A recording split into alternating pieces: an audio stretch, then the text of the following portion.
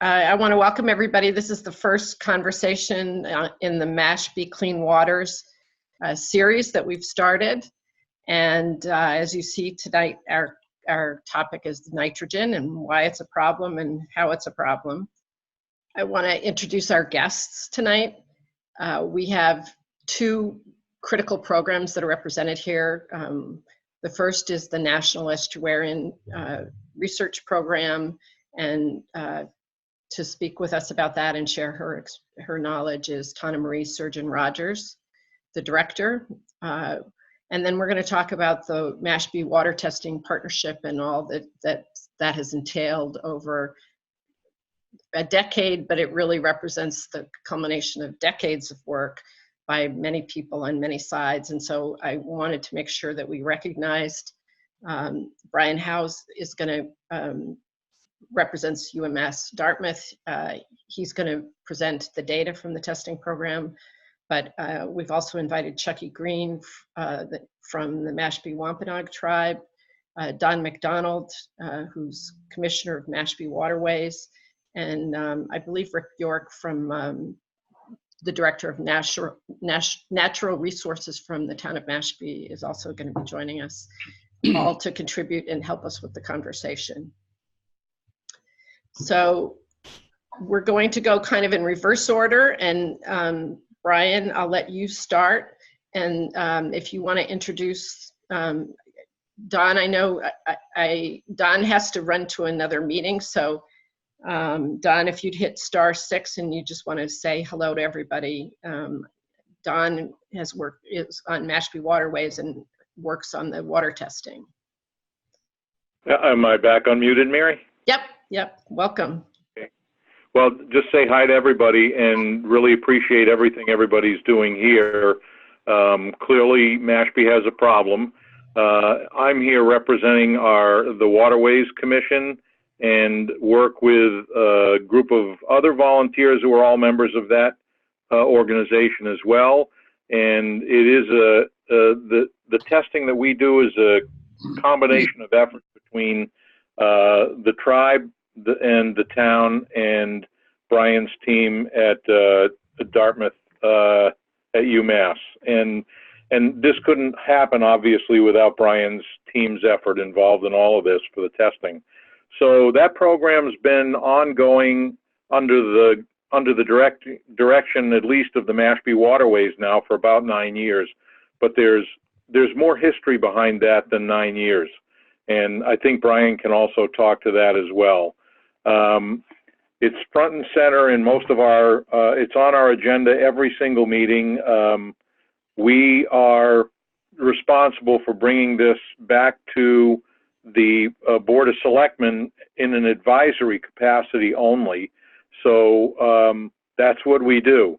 My position basically is to oversee the effort to do the sampling in the summer at 4 defined dates with about 30 plus volunteers with more than a dozen boats that all go out early in the morning, 4 different times in the summer to very specified locations to collect data that Brian's team then analyzes, and that data is the basis for the presentation that I'm pretty sure Brian will be giving shortly.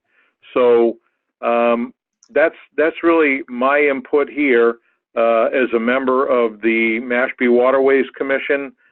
Delighted to see more effort going into this, and I know the town simply has to begin to respond, and I'm sure this effort is going to ensure that does happen. Hopefully sooner better than later. Great. Thank you so much, Don, and thanks for joining us, even though you were on your way to another meeting.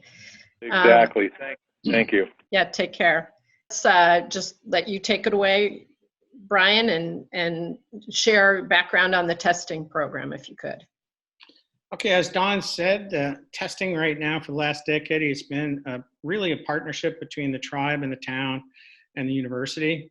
And it's really Don said he can't do it without the university. That's the analytical piece and the data interpretation. But really, there is no program if it isn't for the volunteers from the tribe and the town. So this is a true citizen project that is set up so that the citizens of Mashpee can get information that we normally wouldn't have and hopefully use it for the management of this system. We've done a lot of work on this system over the years. It's not just this monitoring. This monitoring builds on on specialty projects, like we did a specialty project on the Quashnet River in Wacoit. We did the Massachusetts Estuaries project, both for Pompanesett Bay and for Wacoit. We've been doing oyster work with Rick's group, which he'll be talking about in 2 weeks, both in Wacoit and in Mashpee. It's a very deep partnership that has been going on for a long time and has been generating more than just water quality data. You can't make decisions with just water quality data, but then again, you can't make the decisions without water quality data either. So this picture is not my favorite intro slide. I usually like blue water and everything, but this is Wacoit Bay. This is looking down a few years ago at the head of the bay, and the brown that you see there is actually macroalgae, which has floated off the bottom and been blown to shore. And people got all upset about that, and we had the head of DP down, we had some other political figures come down, and they're all, we have to do something about Wacoit. But in fact, that macroalgae is throughout the main basin of Wacoit Bay and has been there for 30 years or so. It was noted way back when in the 50s and 60s. It's been noted in the 70s and 80s. It's still there now. And this is the final stage of nutrient pollution. This is it. It doesn't get too much worse than this. It can, but this is pretty bad. And the reason this caused a lot of to-do was because people couldn't get from the shore to their boats through the macroalgae. What people don't know is the entire basin of, most of the main basin, and certainly Shoestring Bay, Aquay Bay, and parts of the Mashpee River look like this too. Just the environmental conditions have not come up yet for this latest stage or final stage of eutrophication or impairment to be seen by people. Most of the time, you're pretty happy. The water looks kind of good. You go across it in your boat, you get in your other boat, and you sail away. But the resources in Wacoit and in Pompanesett Bay have been severely degraded, and the water quality is quite poor, and there's low oxygen conditions, periodically there's fish kills. It's just, this is not a question anymore about, well, what's it like? Because that was when we started all this work, it was, what is it like? And the answer now is, it's really bad. And in talks to the select board and others, get asked the question over the years, well, what can we do? Where is it? The answer is now we have to lower nutrients going into these bays. Now, in the 80s, we started monitoring. In the 90s, we figured out that there was a problem, what the problem is. In the 2000s and up to now, we have figured out exactly how to fix it, how much nitrogen you can put in, and how much nitrogen you have to take out to restore these systems. And since for the last 8-9 years, it's been really not much reason not to be doing it. We already know Mashpee has a nutrient management plan. It is being implemented to some extent, but only to a very slight extent. And this is Wacoit. And when you look at other than the really bad part in the middle where you have all those macroalgae on the bottom that smother the bottom, the water quality is also bad as well. So the water above the bottom is even bad. And it's just a simple color coding metric where the left-hand triangle in each case is the long-term record, and 2018 is in the right-hand one. But basically, they're all yellow now. The long-term went back way far, went back almost 20 years. But now they're almost all yellow and red, or yellow-red. And there's no good water quality left in the summer in Wacoit Bay, in any of the basins.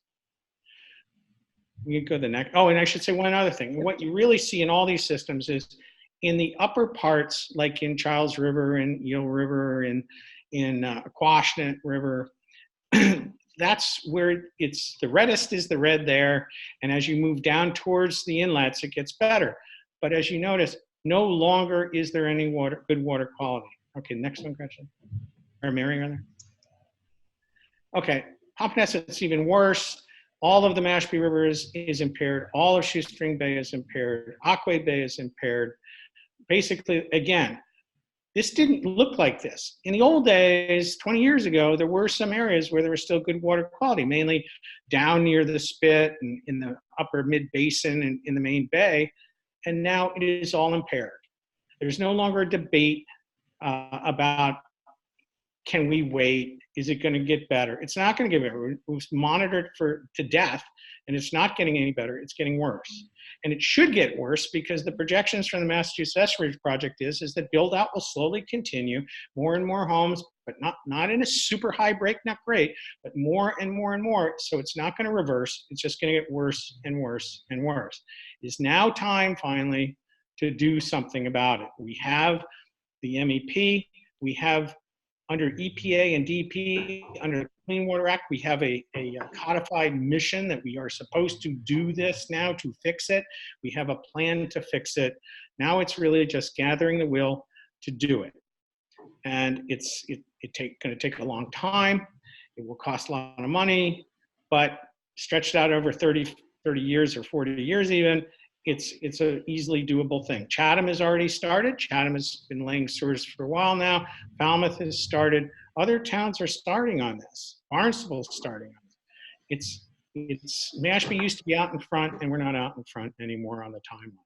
So I'm hoping that this group, you out there in Zoom land, will be able to get motivated to push things. Everything runs three ways. The government, the advocates, that's you guys, and the science. The science is very clear and it's unquestionable here. It is not, there's no room for debate. Just go out and look at the bottom and you'll know. Aquay Bay has no animals living in it on the bottom in the summer. I mean, it's just black azenic mud. So we have all three pieces in place, but it is up to the advocates to push the government.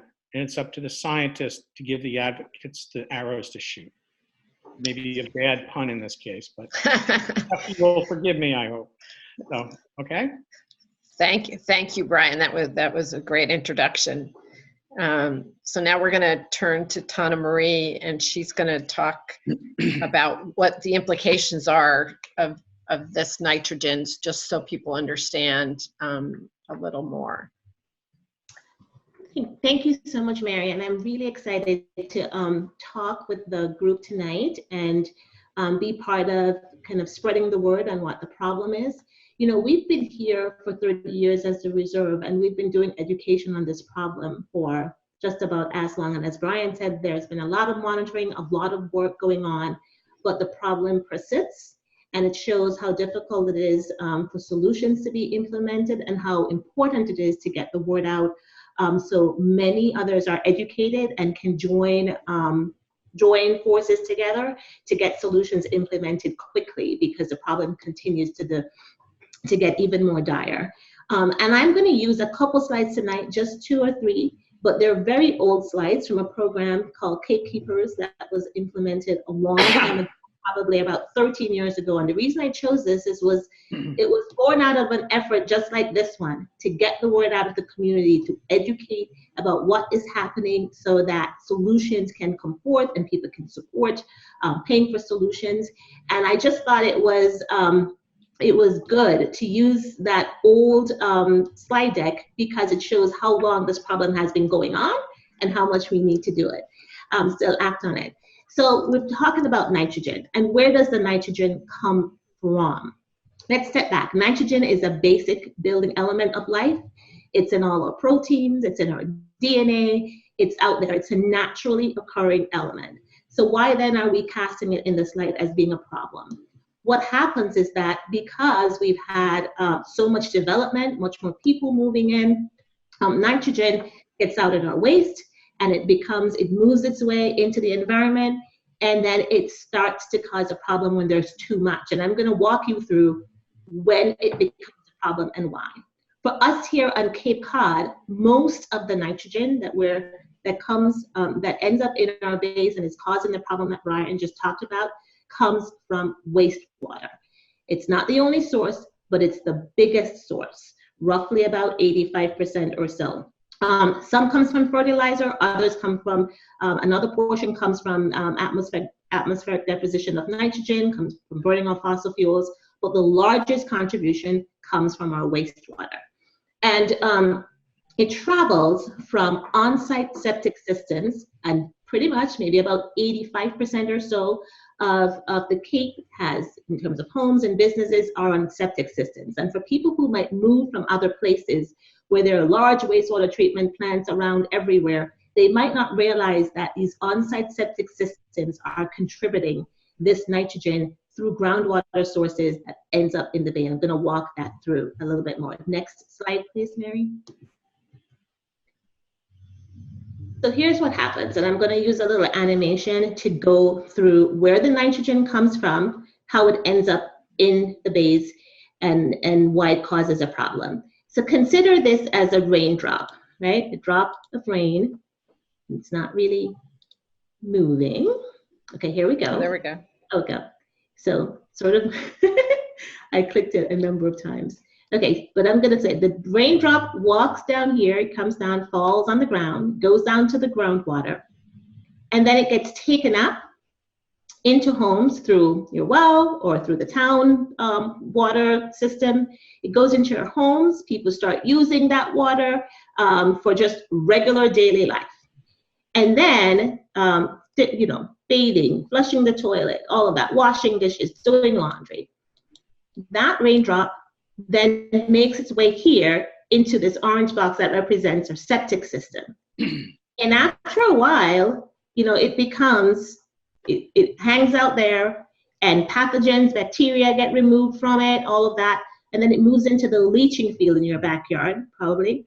And then that, my animation is not working, but that drop of water then eventually makes its way back down into the groundwater, and it's moving. Now it's contaminated, it's not blue anymore, it's orange, and it makes its way out into the estuaries. So it's a whole system of water percolating down into our sandy soils, into groundwater. We use it in our homes. It eventually gets through our septic systems, makes its way back out by these processes, and ends up in our bays. And so this is happening in every home, 85% of our homes and businesses, and it's making its way out there. There's a lot of polluted water that's eventually traveling to the estuaries. And what happens once it gets there, because this is where the rubber meets the road. Next slide, please, Mary. Oops. I may have missed one. Yeah, I may have missed one. That's okay. What happens is that nitrogen acts like a fertilizer. Just like we grow when we eat food that has nitrogen in it, and we fertilize our lawn sometimes, hopefully not too much. What happens is it acts like a fertilizer in nature, and it fuels the growth of algae. And that big algae bloom that Brian shows is, you know, what happens when the condition is really bad. When that algae bloom is out there, it's also using up a lot of oxygen. And so it depletes the oxygen in the water column. When that algae dies, falls to the bottom, it has to decompose. It also uses up oxygen in that process. And eventually, we're getting a cycle where we are crowding out other plants like eelgrass that need to be there, that represent a thriving ecosystem, that act as a nursery from all these living marine animals. And we are producing ecosystem change, a cascade effect of ecosystem change over time. So now we're getting these huge algae blooms, they die off, they deplete the oxygen, and we degrade water quality over time. But the source comes back to too much nitrogen, traveling through our wastewater primarily, ending up in our waterways, ending up in the bays, causing this cascade effect of ecosystem change, and then we end up with changes that we can visibly see over time. And tying back to what Brian said earlier, sometimes when you look out, if you do not see like a huge algae bloom or something like that, it's an invisible problem because it's happening underground or in the water column, but it may not always be visible until the problem is acute. And we're at this acute, urgent stage where we need to solve that problem by doing two things: reducing the load of nitrogen that's entering in the bay. And as Brian said, monitoring has been done, work has been done to say how much needs to be removed. And also, so we need to control the source of nitrogen going in, lower how much is going in, and also address what's already there causing ecosystem change by putting, systems in place that can address and take out and address some of what's already causing the problem. So this is an urgent issue. It's been going on for a long time. It needs to be more focused on solutions. It's not like people haven't worked on it before, but it is a tough problem, but it is one that if we don't address, we're going to continue to see deleterious effects on our ecosystem. And it all comes back to what happens when, in how we deal with our wastewater. And that's where we have to address source control and problem solving. So I'll stop there since my time is supposed to be very brief. Thank you, Tana Marie. That was a great background discussion. I know that Rick York has also joined us. So as we get questions, Rick, feel free to chime in. We went over the, I'll just make sure you're unmuted. Yeah, I think you are. Went over the water quality testing already, which I know that your Department of Natural Resources has been a critical part of. So I'd like to open it up to everyone now. Please feel free to unmute yourself. You can raise your hand. You can send a chat. Ask questions of Tana Marie and Brian and others on the phone. We really look forward to hearing what concerns you and what your questions are.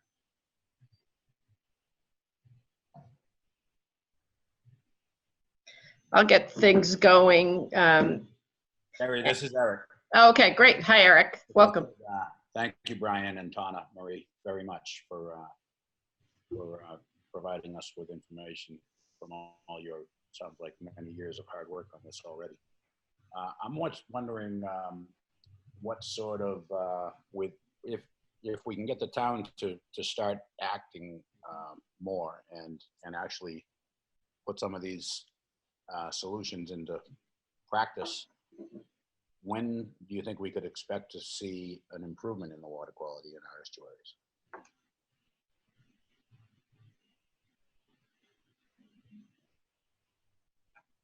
Eric, this is Brian. We get to ask this question all the time. The answer is that it depends where you would implement the solutions. If things like Rick's shellfish program, then you start seeing improvements right away. If you start doing some of these natural solutions in some of your streams, then you start seeing the solutions right away. But the major problem of wastewater, you're probably not going to see major changes for maybe 3 to 5 to 7 years, and you're not going to see it all fixed. But you'll start seeing things improve in a relatively short period of time. Both bays, almost all of the nitrogen, or 75% say of the nitrogen source, is only within 10 years of the bay. So if you sort those areas, you're going to see huge improvements in 10 years. And you'll start seeing it, like I said, in 3, 5, 7 years.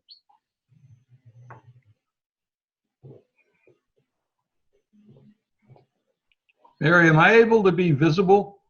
If you have to connect your camera, Tom, but we see your name, but we can hear you. That's fine. How do I connect my camera? Do I press start video or something? Yeah. Do you want to? Okay. You're assuming we want to see you, Tom. Oh, there I am. Oh God. Idiots. I just wanted to, it sort of gets back to right before the last question. I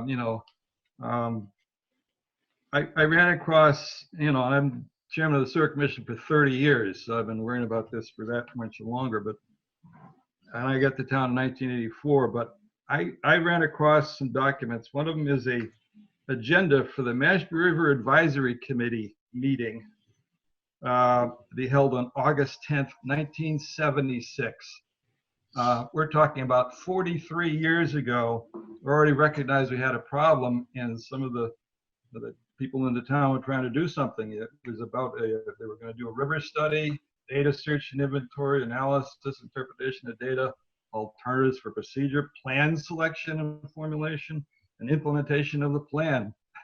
And we've gone through those things, but we never got to the implementation of the plan, and it's 43 years later.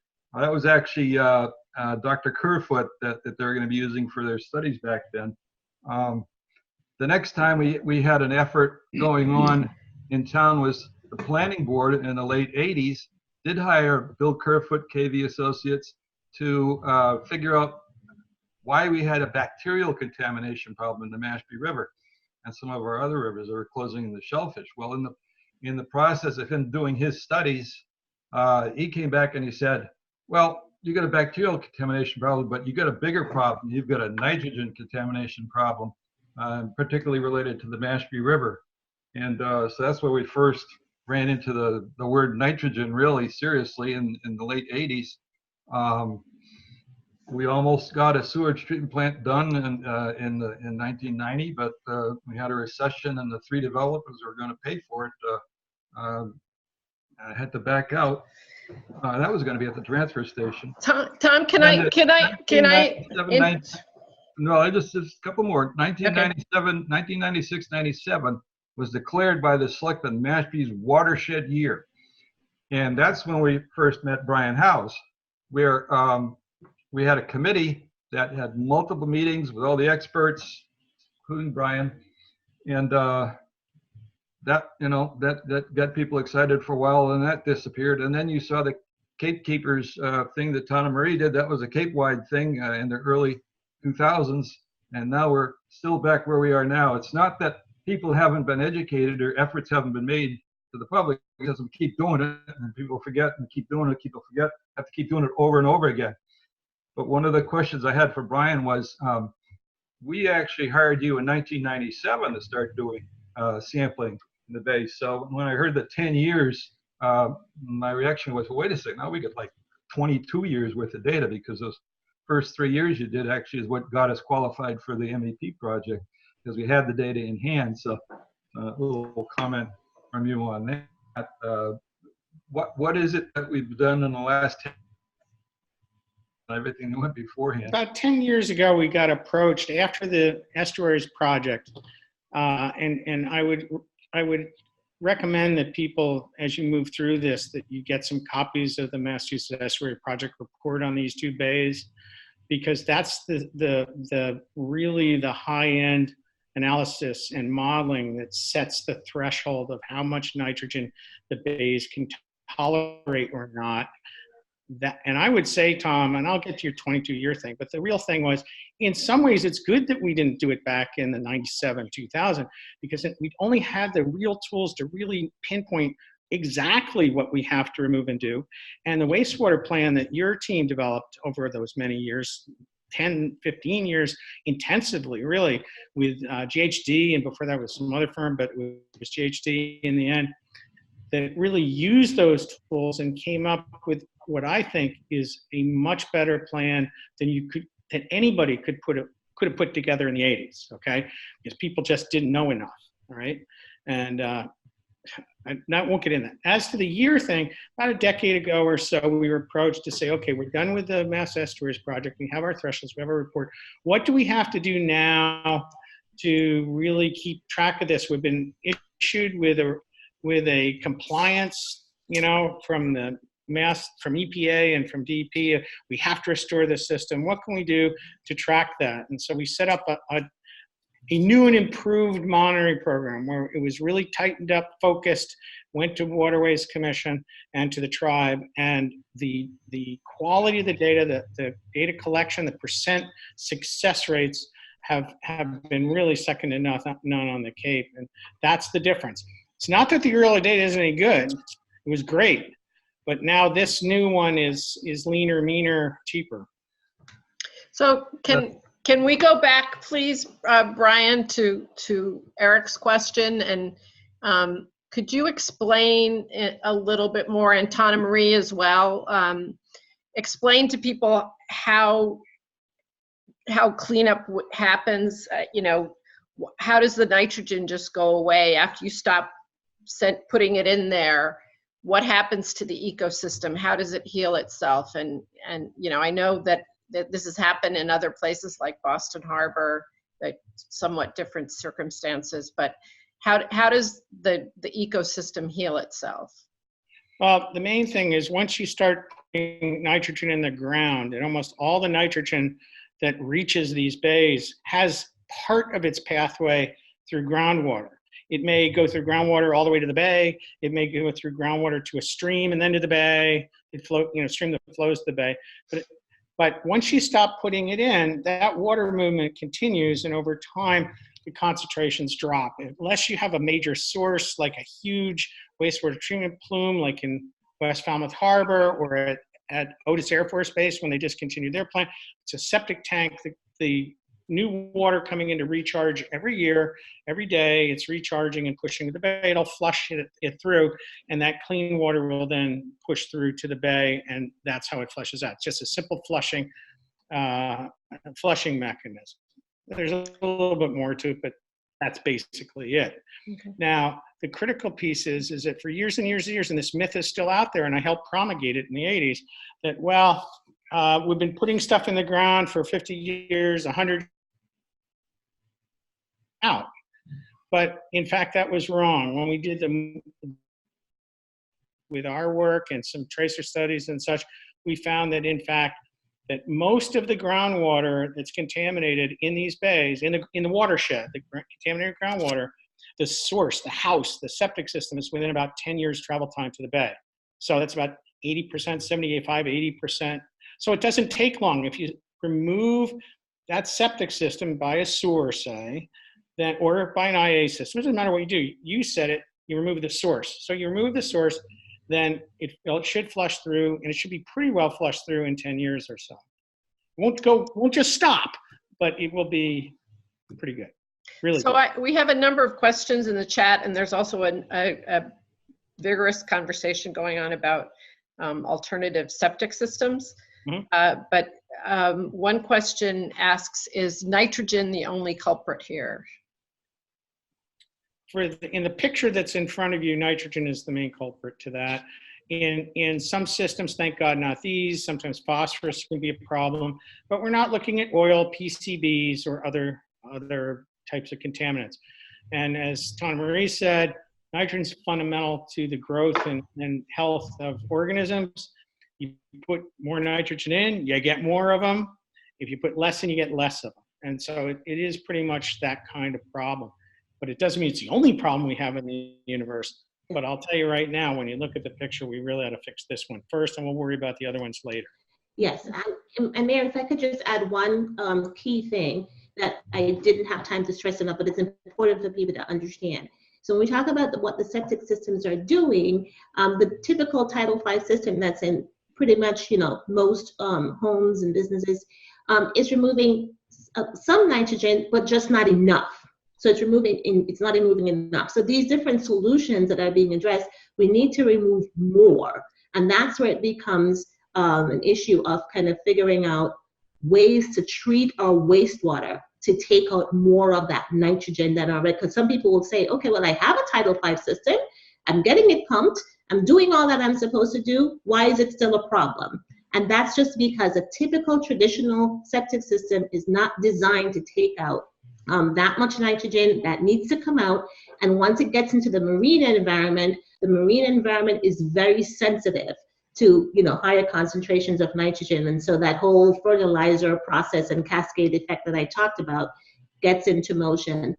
So when we start talking about solutions like innovative alternative septic systems that you said there were questions about, and sewering or using shellfish aquaculture or using all these different options, it's about thinking about how much nitrogen can we remove through these different options, and then also controlling the source of nitrogen that's coming off the land. Great. So we have a ton going on in the chat. One person's asking about getting a copy of correspondence or notices from the EPA and Mass DEP informing the town of Mashpee to act.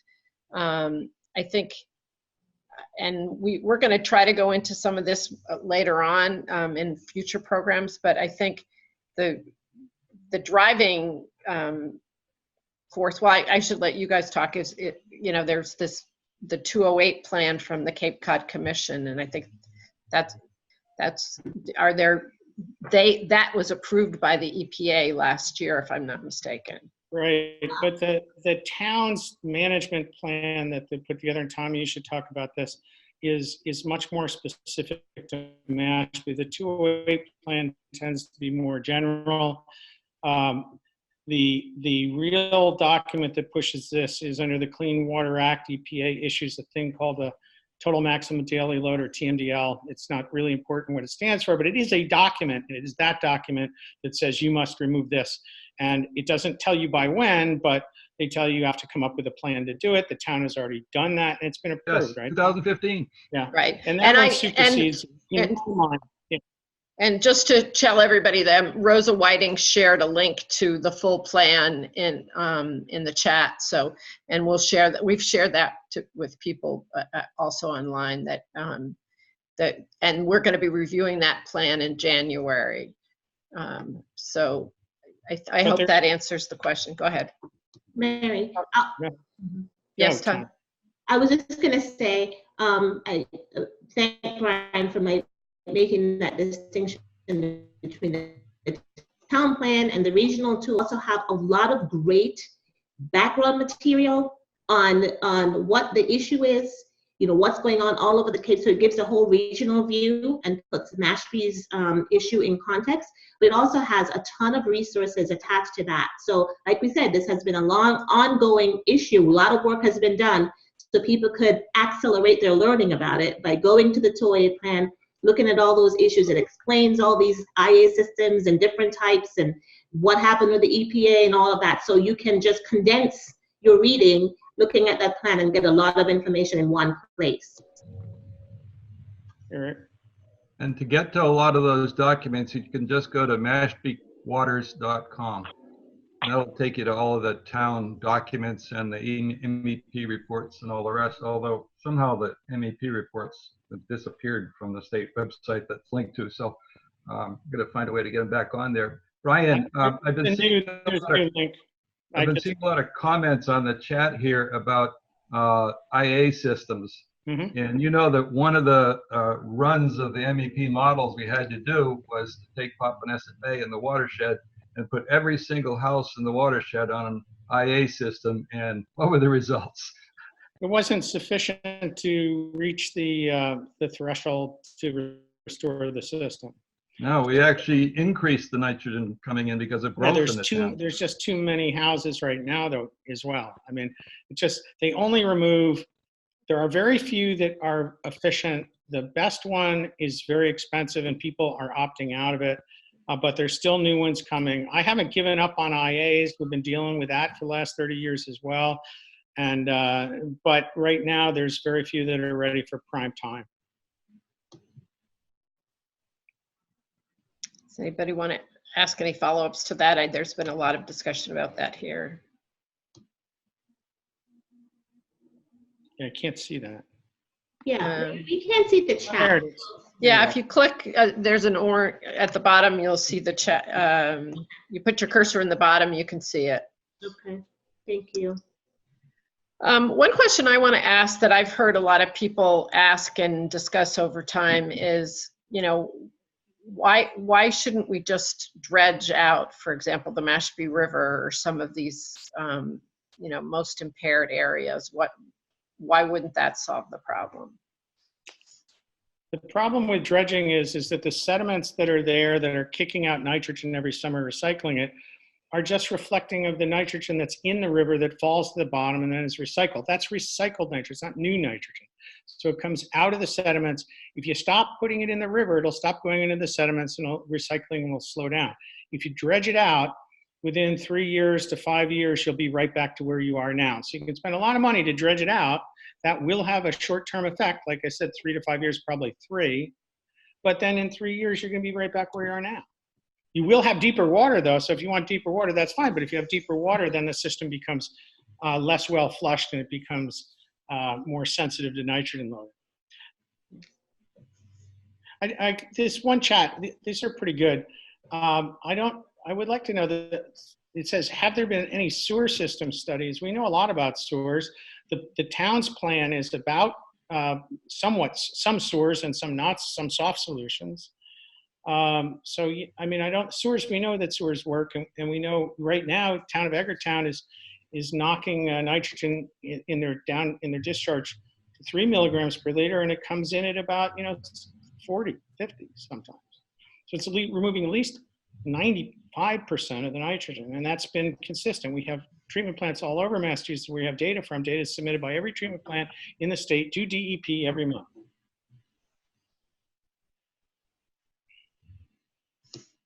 Anyone want to chime in? All you have to do is unmute yourself, put your cursor in the bottom. Hey everybody, this is Glenn. Hey Glenn, welcome. I've been looking at IA systems and a number of things as well, and I know Tom is a former town planner, and I see Mary is on from the planning board. Is there any thoughts or plans around mandating those systems, or mandating that new construction is zero nitrogen? And I think related to that, if I understand correctly, a lot of the new construction that's larger developments are going in, and they must put in treatment plants or pump their sewage to treatment plants. So I'm just curious to talk a little bit about the sources of nitrogen growth as it grows, and then what we're doing now to mandate that it doesn't grow, and both on a commercial and on a residential side. In other words, is an IA system required, and is there any thought to making it required? It's been tried, it's been discussed for decades. The basic problem is, if you have a sewer plan that you're going to implement, and in that plan it says that a certain area will have a sewer within 10 years or so, if somebody puts in a $20,000 or whatever, $10,000, $15,000 or even more IA system, they're going to fight like the bejesus not to go on sewer. And then what happens is you end in problems like Barnstable had, where a whole sewer plan went down the drain because people had upgraded their systems at town request, and then they were asked to, within 5 years, take them out and hook to sewer, and it killed the plan. So that's one thing. The other thing is IA systems, for the most part, very few of them actually remove sufficient nitrogen, and almost none remove the amount that a wastewater plant does, and the cost differences between the two are not that different. Years ago, the Massachusetts Alternative Septic System Test Center was set up. It's run by the county now, and we helped set that up with the Buzzards Bay project. And that idea that was to give underwriter laboratory approval type testing. So everybody got the same test, and you can compare them, and that data is online. You can look at the reports of the different systems and see who worked and who didn't. And there's a couple that are showing some real improvement. There's a new one that's coming that was by a bunch of Alcoa engineers that is looking very good and cheap. There's one that's very good, but it's vastly more expensive than anybody else. And it seems to be the homeowners are not going for it, even when they're subsidized. So it's still a battle. Could you give us some numbers around that, Brian? I mean, approximately what comes out of a septic system versus some of these IAs versus, a good wastewater treatment plant? Well, the problem, this is a thing that trips people up, because what comes out of a septic tank is much higher than what comes out of a leach field, and is much higher than what reaches the bay. Okay. And so the number that we're using is a number closer to 26 or 27 that reaches the bay. But what comes out of just the tank itself can be as high as 40, 50, 60 milligrams per liter. But on average, it's looking like much lower reaches the bay, because there's a travel time, there's filtering, there's biological uptake, fine. But the IA systems right now, the DEP only grants them credit to 17 milligrams per liter. So if you put in an IA system and you're trying to meet their regulatory requirement to improve these bays in your plan, they're going to say one IA system is 17 milligrams per liter, but a treatment plant is 3. And so you have to sewer a whole less homes to meet the target. And the whole thing is that you don't have to sewer every home. You don't have to remove all the nitrogen. You need to have some nitrogen. So the planning that's been done is to try to lower the nitrogen to the acceptable level, but not to over sewer, over manage, or overdo whatever. All right. And that's a critical piece, because in the old days, meaning 10 years ago, overmanaging was costing every town between 30 and 50% more money to meet the regulatory requirement than it is now. Sorry, what do you mean by overmanaging? Well, if in the old days it'd say, well, you got to sewer these 100 homes, and now with improved analysis, they know they only have to remove 70 homes. I see. And so you'd be overmanaging if you put 100 online, right? That's a lot of money. So I'm supportive of the Mashpee plan, having been part of it for all those years and watched Tom bang his head against the wall for, what, 12, 15 years, right? Still doing it. But there's other things, other techniques coming. There's a lot of soft solutions that are coming. Mashpee deserves some credit for keeping Pompanesett Inlet open with the revolving dredge fund, because by keeping the flushing at maximum in Pompanesett Bay, it means that the bay is less sensitive to nitrogen than it would be otherwise. It's a mess now. You can imagine if all of a sudden the inlet closed 10% and it was as if you built 10% more homes in 1 year. That's what happens if the inlet's closed. So there's lots of other soft solutions that are coming. And Rick's thing with shellfish is one of the more popular ones, right? Right. And I want to say that Rick had trouble connecting, but he's going to be our featured speaker next time with a couple other people to talk about shellfish and continue the discussion on this. So somebody was just about to chime in. Mary, I was just going to say one other key thing about the IEA systems is that there are individual homes. They're going to need, for them to continue even to be functional and operating at their maximum level that they can, they still need to be maintained over time. And that has its own operations and maintenance costs, timing that needs to be kept up with. So that's a piece that sometimes is forgotten. You can put a system in, but if it's not maintained properly, it still won't be functioning at its highest capacity. And that's also a piece that has to be factored into the cost and into the whole plan moving forward. So if they're an individual home, it becomes a responsibility of the individual homeowner, or if they're in a neighborhood system or a cluster system, it becomes a little easier to manage those and maintain them. Great. And then Gary's asking about what about shellfish reefs? Is anyone looking into these? Mashpee has an extensive shellfish plan that's part of this, and we'll be talking about that next time. I don't know if you're talking about something different, Gary.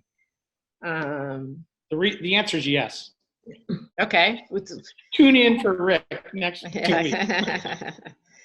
Yeah, there's a lot there, and that's why it kind of gets its own program.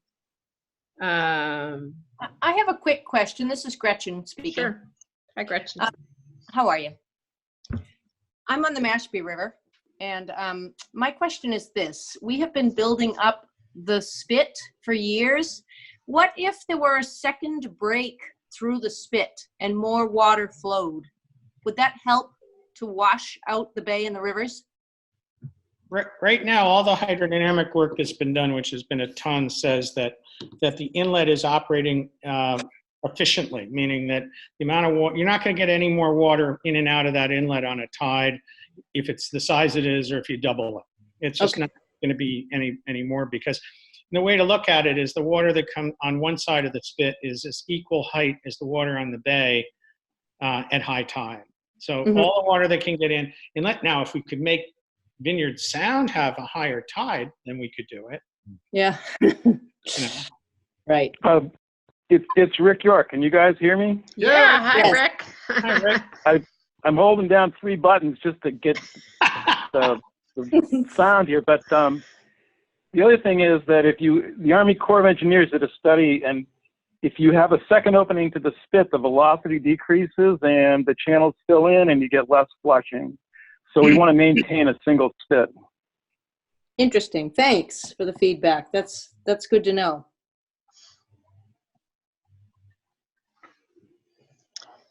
Any other questions out there? Can I ask Brian to respond to, I actually got a question from a resident of Mashpee who had an idea about how to clean out the bays. And his idea was to do giant pipelines out to Nantucket Sound, pump the water up to the head of the bays, and push it in there at low tide and keep the bay flushing out. I'm not sure if Advanced Coastal Engineering looked at that kind of concept, but what's your response to that? We looked at that concept. It's sort of engineers gone wild. The reality is that the electric power to make that happen, or the power to make that happen, is immense. And when they did a fuller analysis for 3 bays of that, they would have to build 2 islands in the bay to support the pumps. And so if that isn't bad enough, the problem with it really comes down to not engineering, because we can engineer anything. I mean, I have fantastic faith in the US's engineering community. The problem is you're pumping a living liquid. And the number one problem in seawater systems, you know, where they pump water into, like the MBL in Woods Hole or in our lab, you pump it out of the bay and into tanks so we can do fish experiments, things like that. But you pump this up, it's alive, and so the pipes foul like crazy. They're full of filter feeders. That's why Coast Guard vessels have all sorts of problems, because they can't keep their cooling systems empty of bivalves and everything, because you've created a perfect environment for clogging by animals. And they just clog like crazy. So you got to deal with that. Now you got a mile of that pipe, you have a real problem. And so we haven't figured out any way to really get around that. And the other thing is, I can't see how you'll ever get it permanent. But, you know, if you could do it, engineering-wise, you could do it. I don't think it would really work, to the extent that you would have to be pumping a large volume as a percentage of the tidal prism. Tidal prism is in the millions of, hundreds of millions sometimes, in some cases, of cubic meters of water per tide. And to pump that much water, you're going to be putting in, you know, a major like sewage pumping system, like in New Bedford or in MWRA. Right. I can imagine I'm going to where to put it. Yeah. I'm going to jump in. Someone said if you got rid of the spit, I think you answered that, Brian, saying that it would fill, and Tom, that it would fill in. And so we wouldn't have waterways. Well, there's a spit for a reason, right? I mean, there's always been a spit. And the other thing is you have to be careful what you wish for. Sometimes when you remove a spit, or you have a new opening like up in Chatham, all of a sudden you have erosion on the coasts inside of the bay that never had erosion before, because they're protected by the spit. So that analysis would have to be done, because when Bob Kraft's house falls into the water, it probably would cause an uproar. And then a question about additional dredging at the Simmons Narrows, would that help flush out Shoestring Bay? That would require its own analysis. Right now, there's no evidence that there's a clog between the head of Pompanesett Bay and Shoestring Bay, but that can be checked very simply. There hasn't been in the past, but we haven't looked at it in the last, say, 8 years or so. Okay.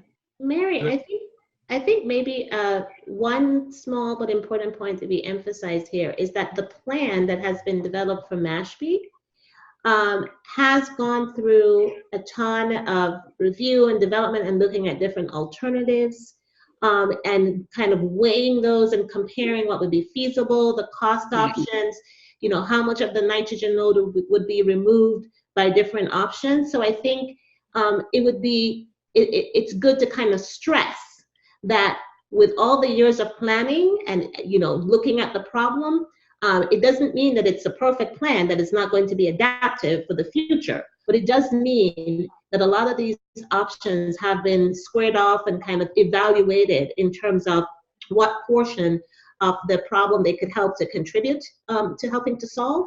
And so starting from a plan that has gone through intensive and review and work and engineering and design helps to accelerate that, rather than to kind of think outside of that in terms of other solutions. My point is, think of, it can be adapted, it can respond to other options, but actually starting from the plan that has already been developed with all of that intensive work is, I think, maybe a healthy way to look at it too. Yeah, your phases. We're just trying to get funding for phase 1, and at the end of each phase, we go back and look at what's working, what isn't working, particularly the shellfish, and we adjust the plan every 5 years. Once we start, doing the plan. So it's made to change if it's Be necessary adapted. along the That's way. correct. Yeah. Yep. But sometimes we run the risk of kind of reinventing the wheel in terms of trying to kind of do it all over, where not recognizing the process that has gone in to date to get to this stage, and just needing to kind of move But the the ball forward. frustration in that, and I am frustrated, has been that after years and years and years studies, there's no disagreement that there's a problem. You have a plan, and you should be able to implement that plan. And a lot of times people like to talk about the problem to death, Yes. started to go back over the same ground for the 100th time, which that's why I like these types of programs, because people can ask those questions. Let's get them on the table again. Let's answer them here. But let's start moving forward, getting the implementation of a fix. Even if you don't like the whole plan, it's in 5-year increments. And what is a 40-year plan, Tom? Mm-hmm. 25-year plan. How many? 25-year plan. 5-year 25-year plan. 5-year phases. We're just trying to get the first 10, 20% in place, and that'll give us 5 years to argue out the rest. Right. Yeah. So you guys are giving me the great segue, if I may, to introduce to everybody that we're going to continue this conversation. For some people, I know that it's painful that you know this, you've seen it, it's been studied, but I think we have a real opportunity to bring things to a head in Mashpee, and that's one of the reasons that our committee has stepped forward and is trying to get all this out on the table. So there was an amazing chat group and a lot of great questions here tonight. I just want you to please take note, and you can find this online as well, of the programs that we're planning to continue this conversation. And as we get into January, then really the goal becomes how can we have action in the selectmen's and then in town meeting, and get moving on what the right answers are for us as a community.